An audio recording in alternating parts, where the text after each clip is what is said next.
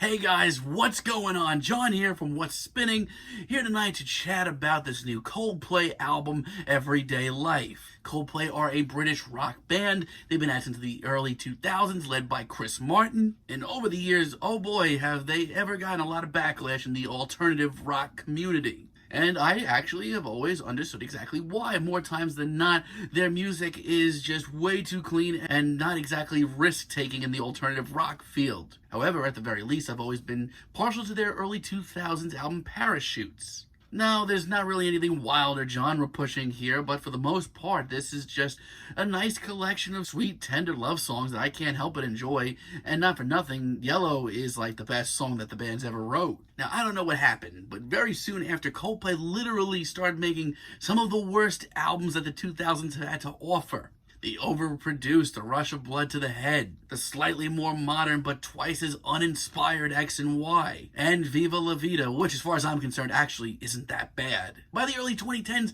Coldplay was barely even a rock band anymore. No, see Milo Xylitol, Ghost Stories, or A Head Full of Dreams if you want to hear Coldplay at their poppiest. That being said, while I hate what Coldplay has become, time after time, album after album, I can't help but always enjoy at least one single off of each, whether it be the Viva La Vida or one of my favorites, Talk from X and Y.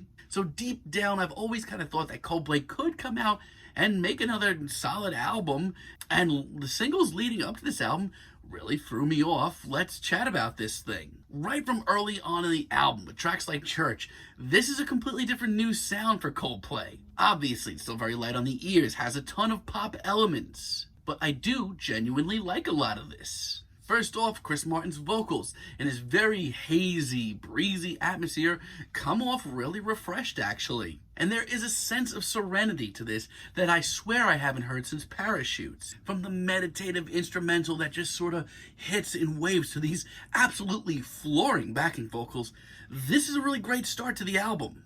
Instantly, I'm asking myself, who are these guys?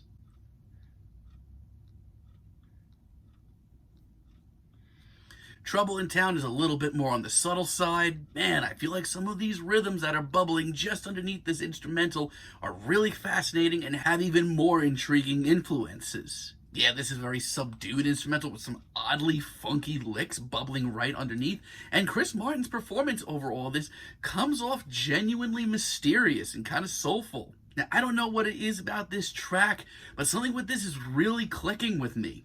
Not to mention, with some of the voice recordings that we get towards the end, I was kind of worried that this album was going to get preachy really quick, get real really quick, but it's done very tastefully, and the lush orchestrations that follow it, who even are these guys?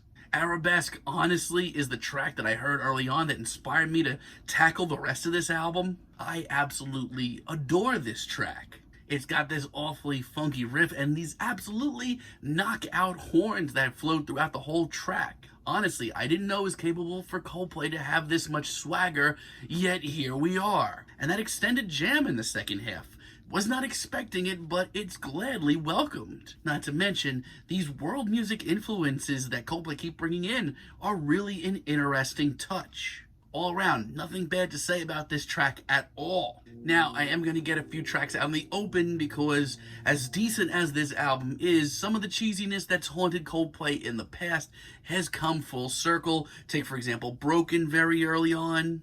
Now here, and on a lot of tracks here, I feel like their heart was in the right place. But I don't know, for me, I feel like they were going in such a refreshing new direction that this is just kind of putting a stop to that. This does have its merit, though. It's not my least favorite track on here. As a matter of fact, I still like a lot of this track. I love Chris's vocals, and the gospel vocals behind him are incredibly classy. I have a lot of the same thoughts on Guns. I do see what they were going for here. Now, obviously, there is a strong freaking message here that should not be shut down, should not be overlooked. But I don't know, for me, it just comes off a little too simple for me. Maybe a little too straightforward. But that's just me, not to mention, it's a little bit cheesy. And Eco is my least favorite track here by far. This is not where I want to hear Coldplay. This is an album of a whole lot of risks from Coldplay, and this just throws all of them right out the window. Look, there are some lighter tunes on here. I don't have a problem with a breezy, whimsical track, but this is just not the one that I want.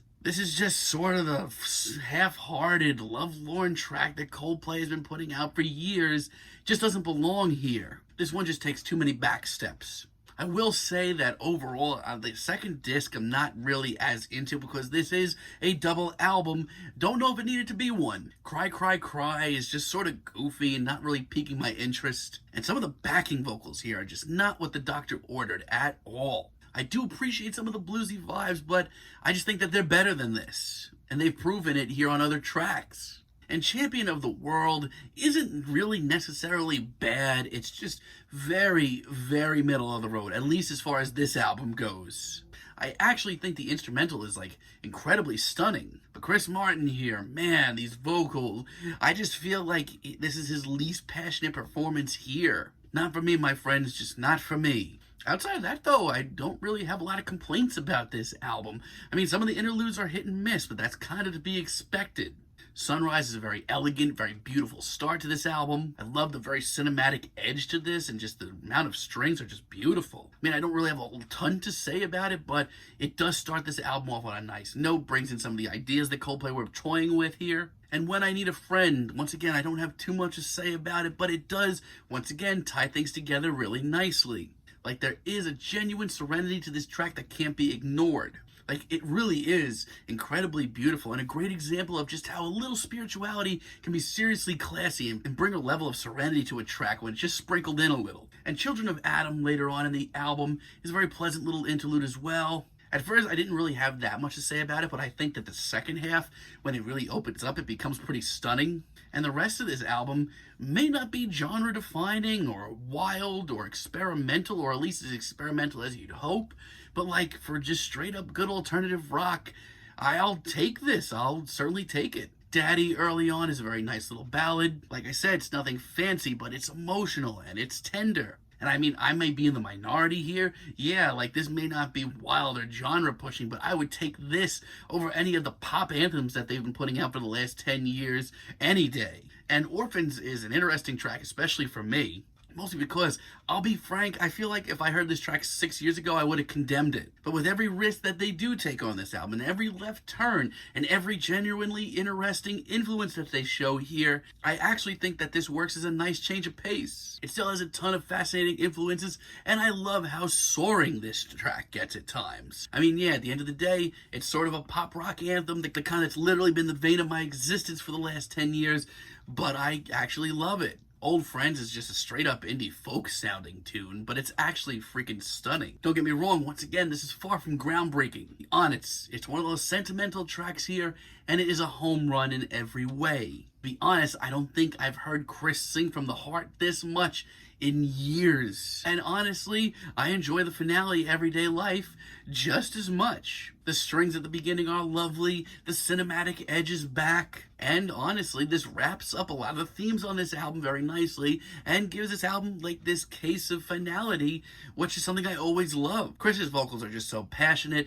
No, this is just a great finale. This album, it's not bad. It's not bad at all, and I can't believe I'm saying that. So yeah, I think this goes without saying, this is the best Coldplay album since Parachutes. And yeah, you might not have even enjoyed Parachutes back in the day, but if you haven't enjoyed Coldplay's music in a while, I would say give this a try. I mean, it's such a simple switch up for them. The production's a little bit edgier. The influences are a little bit more wide-ranging. The instrumentals take a little bit more risks. The passion seems to be back out of nowhere, and I haven't heard Coldplay like this in a really long time. And yes, there's a huge handful of very cheesy tracks on this album, and to say that this album is groundbreaking or truly experimental at the end of the day would be a lie, but still, I would rather listen to this than 8 other Coldplay albums and just about anything else right now that's considered modern alternative rock. I'm feeling a decent 7 on this album. Let me know what you guys think down below. If you like the video, be sure to give us a like, give us a subscribe, and let me know down below what you would like for me to chat about in the future. Until next time, have a great day, guys.